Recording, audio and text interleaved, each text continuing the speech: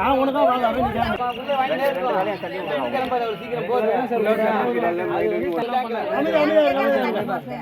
அமைதியா இருக்குமா?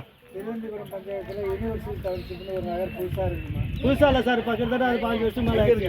அதில் அடிப்படை வசதிகள் எதுவுமே கிடையாது. தண்ணீர் வசதி கிடையாது, தெருவிளக்கு கிடையாது, எதுவுமே அடிப்படை வசதிகளான எதுவுமே கிடையாது. நானும் 2 வருஷமாக சொல்லிட்டு தான் இருக்கேன். தண்ணி வந்து வர்றதில்லை. ஏரியா எங்கே சார் இருக்காது? மலைமலை சப்தகிரி போட்டாங்க. சப்தகிரி கோயிலுக்கு போகிறது பைபாஸில் வர மாட்டேன் சார். நம்ம வந்து திரும்பி ஐகிரி கோயிலுக்கு வர வேண்டியது. இது எப்பயுமே போகிற வழியில் கிட்டத்தட்ட 100 வேன் மேலே அந்த கல்யாண நாளில் வருது. ஆனால் அதுக்கு வழி விடலை. அதுக்கு வழி விடுறதுக்கு நான் வந்து 3 கூட்டமாக தீர்மானம் சொல்கிறேன், அதை நிறைவேற்றலாம். தெருவிளக்கு எங்கேயுமே கிடையாது. நாங்கள் வந்து பாம்பு இருக்கிற வீட்டில் தான் நகர் ஆரம்பித்து வீடு கட்டிருக்கோம். ஒவ்வொரு பாம்பும் 7 அடி 8 அடி இவ்வளோ பெரிய மொத்தத்தில் தான் நாங்கள் வாழ்ந்துட்டுருக்கோம். தெருவிளக்கு யார் வீட்டுமே கிடையாது. கேட்டால் ஃபண்டு இல்லை. ஃபண்டு இல்லாத பணம் கட்டுறோம். கேளுங்க மாவட்டம் சார். நாங்களாம் பாம்பு நேற்று கூட ஒருத்தவங்களை பாம்பு கடிச்சு பார்த்தோம். வீட்டிலே நல்ல பாம்பு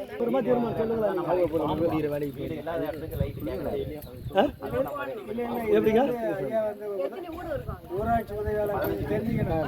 நான் தெருவிளக்கு லைன் கொடுத்து கேட்குறேன். நீங்கள் இப்போ டெம்பரவரியாக கொடுக்குறத நான் கேட்குறேன்.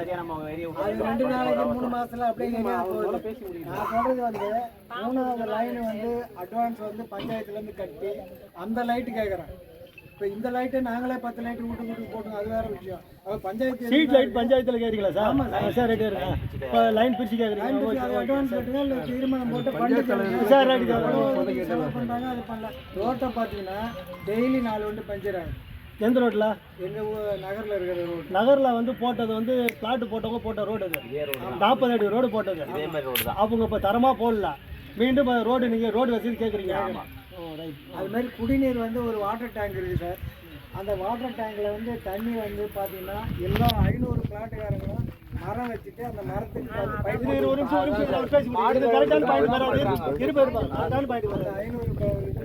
அவங்கவுங்க. இப்போ நானே 500 பிளாட்டுக்கு வந்து 5 பைப் போட்டிருக்கேன். 6 பிளாட் வைக்கும்போது தண்ணி 24 மணி நேரம் வரும்னு சொல்லிட்டு பிளாட்டை வச்சு தான் நாங்களும் பைப் போட்டோம். இப்போ என்ன ஆச்சுன்னா பஞ்சாயத்துக்கு ஹேண்ட் ஓவர் பண்ண பிறகு கிட்டத்தட்ட 2.5 வருஷம் ஆகுது. பஞ்சாயத்தில் ஹேண்ட் ஓவர் பண்ணிட்டு 8 லட்ச ரூபா பணம் கட்டிருக்காங்க ஈபி. நான் ஒரு ஆர்டிஐயில் பிடிஓ